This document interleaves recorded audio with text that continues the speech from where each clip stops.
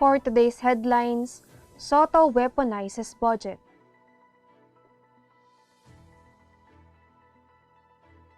Ghost of Marawi haunts Del Rosario. No pressure to favor vaccine providers. AFP assures camps safe from spying. One Rody SALN follow proper course.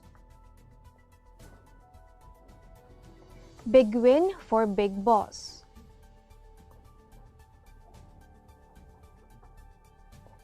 Storm Leon exits bar. Perfect start for Nadal on Rome return. Good morning, I am Sandy Locos and you're watching Tribune News on Q. Today is Thursday, September 17, and now the news. Senator Vicente Sotto III yesterday warned government agencies against disregarding the Senate's report on officials behind irregularities at the Philippine Health Insurance Corporation or PhilHealth.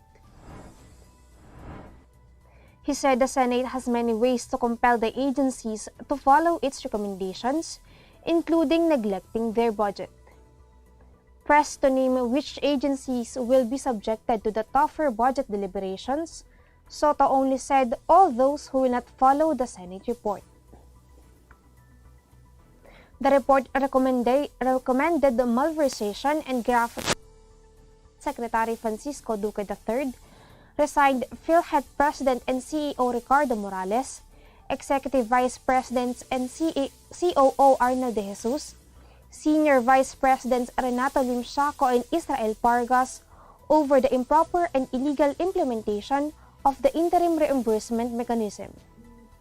The Senate report was sent to the task force created by the President to look into the PhilHealth corruption scandal, but the body headed by the Department of Justice did not implicate Duque.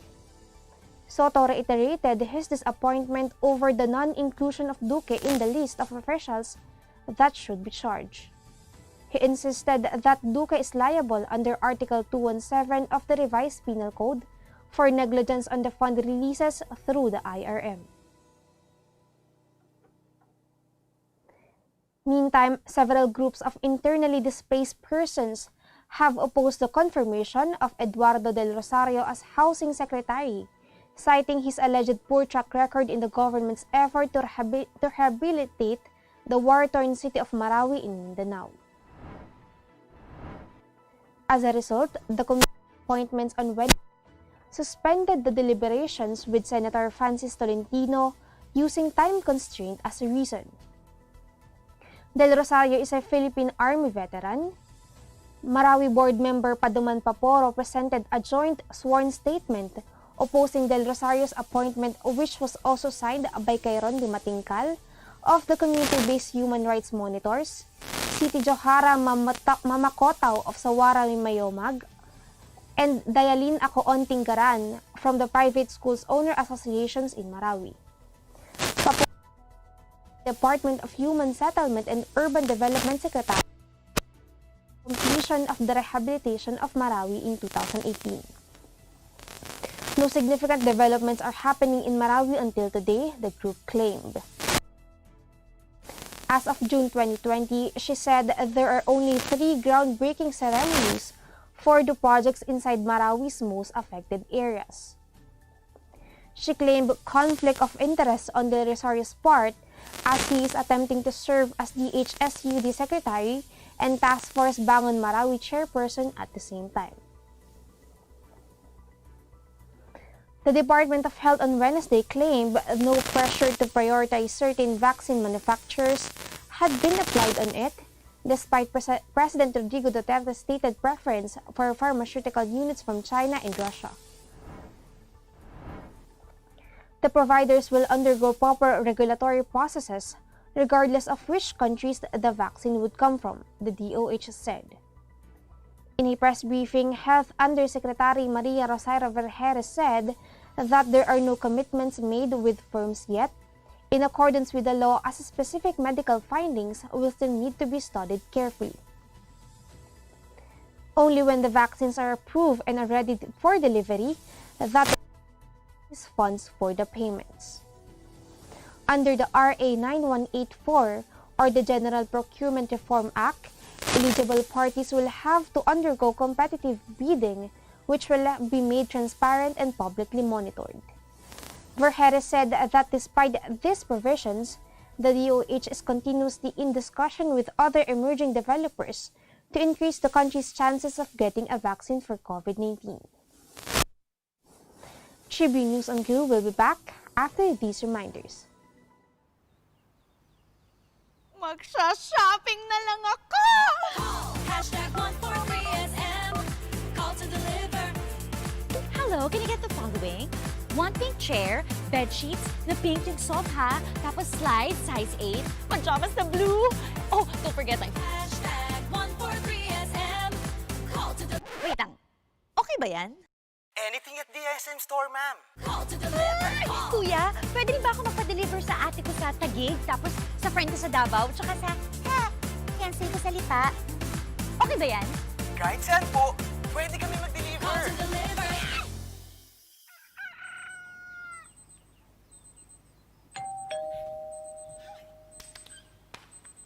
Call. Hashtag 143SM. Call to deliver. Hashtag 143SM. Call to deliver. Call. Hashtag 143SM. Hashtag 143SM. Call to deliver. Call na rin kayo. Call to deliver.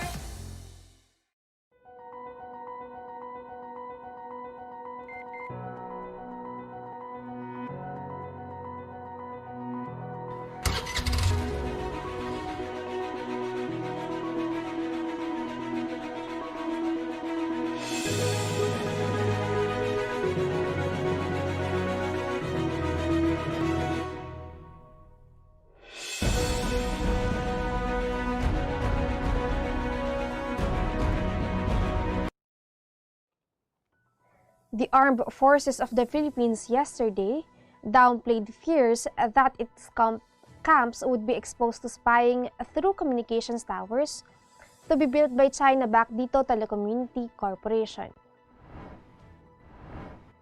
Major General Edgar Arevalo, the AFP spokesperson, assured that the military laid down plans to ensure that national security will not be compromised.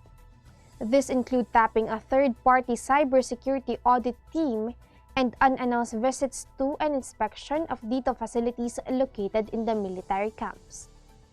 Government experts from the Department of Information Communications, Technology and National Telecommunications Commission will also conduct regular monitoring. Apart from these measures, the military said they will also have full access to all servers in the facilities. The AFP said Dito guaranteed it will not commit any spying and that any violation will be basis for legal action and termination of the MOA. Malacanang yesterday denied that President Rodrigo Duterte is hiding his 2018 and 2019 Statement of Assets, Liabilities, and Net Worth after multiple requests of the documents have reportedly been rejected by government offices. Roque said anyone can request for the President's SALN under Executive Order 2 or the Freedom of Information Program, which mandates public officials to file and publicize their asset statements for scrutiny. He explained that requesting parties could file before the courts a petition for mandamus that seeks to compel the President to disclose his SALN.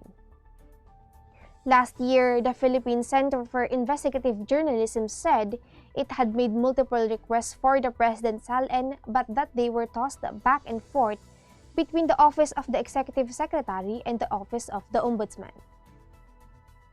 The Ombudsman serves as a repository of the original SALN of the President, the Vice President, and members of constitutional bodies. Ombudsman Samuel Martires recently issued a memorandum circular stating that public official SALN cannot be accessed without the agency's consent. When Duterte assumed the presidency in 2016, his net worth stood at 27.428 million pesos and increased to 28.540 million pesos in 2017. In showbiz, GMA7 talent Ding Dong Dantes was awarded the Asian Star Prize at the 15th Seoul International Drama Awards for his role as Captain Lucas Manalo, or Big Boss, in the Philippine adaptation of the hit Korean series Descendants of the Sun. Ding Dong said he is deeply honored to receive the prestigious award and wanted to share it all to all the men and women who work tirelessly to make the show alive in the hearts of our viewers. The award is also a tribute to all frontliners of the world, soldiers, healthcare workers, and volunteers. This award is also for his loved ones and the Filipino people, he added. He said he knew he had big shoes to fill when he played the role of Big Boss in Descendants of the Sun, the Philippine adaptation of the series well-loved by Filipinos. The award-giving body likewise recognized the Philippine adaptation of Descendants of the Sun as the most popular foreign drama of the year, alongside Snowpiercer and The New Pope. We will be back. Stay with us. Click, click, that's it. Never thought self-service can be this slick. Modify plans in a snap, walang hirap. It's a wrap, just tap the app. Now you can check, view, subscribe, renew. Help and support for you. Out with the Ring Ring apps are the in thing. You know what to do. Globe at home and Globe One, all in the Globe app na yan. Self-service and easy to use. Mas okay tayo dyan. Globe at home and Globe One, all in the Globe app na yan. Instant response, no hold time pa, wala nang hintayan. Download Globe at Home and Globe One app, all in the Globe app na yan. Download the Globe One and Globe at Home apps from Google Play Store and Apple App Store now. Download Globe at Home and Globe One app, all in the Globe app na yan. Good morning, sir. How may I help you? Bakit kailangan ko pang pumunta sa bangko? Oo nga naman, sir. Ba't kailangan pa pumunta sa bangko? Why not get a UB app so you can do all these without going to the bank? Bank the way you live. Union Bank. Tropical Storm Leon has exited the Philippine area of responsibility, but it is pulling the southwest monsoon and causing rains in the Visayas and Mindanao, Pag-asa said.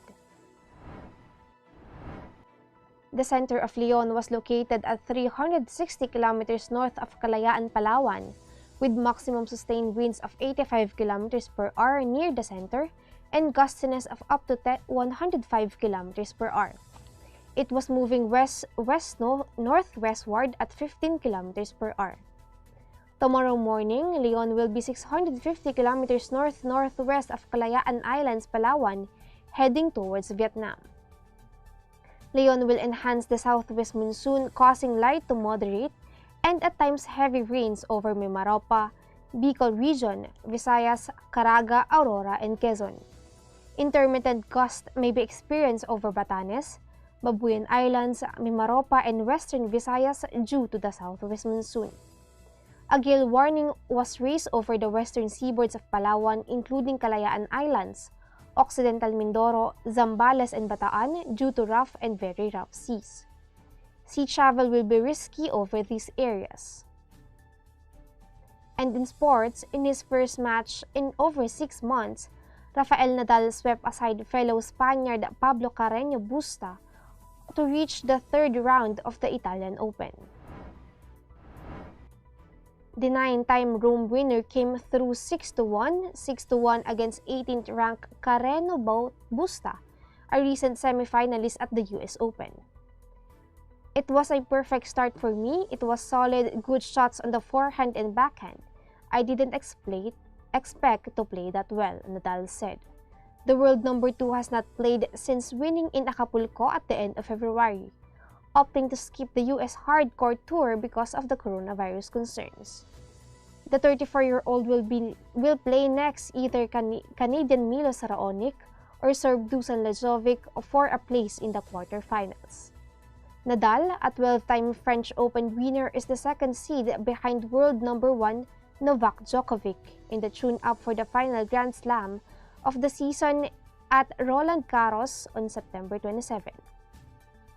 Nadal, who has a 62-0 record in Rome, is attempting to capture a record 36 ATP Masters 1000 title, which would break a tie with four-time former Rome champion Djokovic. And that wraps up the stories this morning. Catch the latest news on our website tribune.net.ph and follow us on Facebook, Twitter, and Instagram. Subscribe to our YouTube channel, Tribune Now. The Daily Tribune is one with the nation in facing the COVID-19 crisis, and in line with this, the Daily Tribune digital edition and press reader is now available for free online. You can also download the Daily Tribune app on Apple Store for iOS users and Google Play for Android users to get the latest and most comprehensive news online. Daily Tribune is also inviting everyone to join its community Viber Kachibu to get updates on the freshest and hottest news and entertainment stories of the day. Tercito emoticons are also available on our community Viber. Just click on the link in this video to join. Before we go, we would like to thank the SM Store for our wardrobe. Again, this is Andy Logos and you're watching Tribune News on Q. Stay safe, stay healthy, and stay at home. Good morning and have a nice day.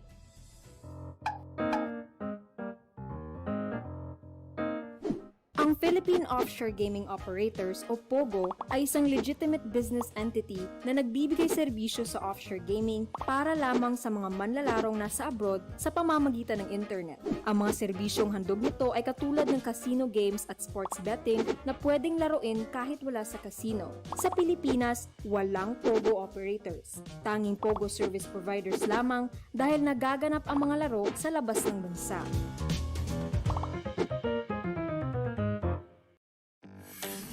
Araneta City, home to the country's first indoor shopping mall, the world's original Thrilla, and the first ever Bini Bini pageant. Now a place for your first win, your first catch, your first home, your first big break, your first date, and even your first love. Araneta City, the city of firsts. Bilang bagong mag-asawa, sabay kaming natututo sa buhay. Sabay rin namin inaaral ng mga bayarin sa bahay. Kahit kami, nagtaka sa biglang laki ng electricity bill namin. Huwag pong mangambang maputulan. Sinisigurado ng Meralco na walang disconnection hanggang September. Estimated bills lang ang natanggap natin ng March, April, at para sa ilan, May.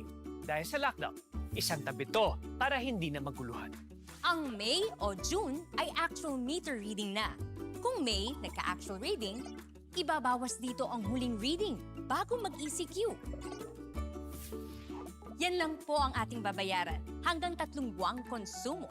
Kung estimated reading sa May at June nagka-actual reading, ibabawas din dito ang huling reading bago mag-ECQ. Yan lang po ang ating babayaran. Hanggang 4 na buwang konsumo, walang labis. Tandaan, kung ano lang na konsumo, Yun lang ang babayaran. ako po si Mateo G. At ako naman po si Sarah G. G? G!